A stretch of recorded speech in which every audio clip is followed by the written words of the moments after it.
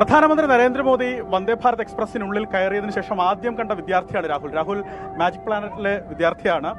രാഹുൽ വരച്ച പടം പ്രധാനമന്ത്രി കൊണ്ടുപോയി. രാഹുലിനെ അദ്ദേഹം അഭിനന്ദിക്കുകയും ചെയ്തു. ഒരുപാട് നേരം സംസാരിക്കുന്ന ദൃശ്യം, അതായത് പ്രധാനമന്ത്രി രാഹുലിനോട് കൂടുതൽ സമയം ചെലവഴിക്കുന്ന, സംസാരിക്കുന്ന, ഇടപെടുന്ന ആ ദൃശ്യമാണ് നമ്മൾ ഏറ്റവും കൂടുതൽ പുറത്തു വന്നതും അത് കണ്ടതും.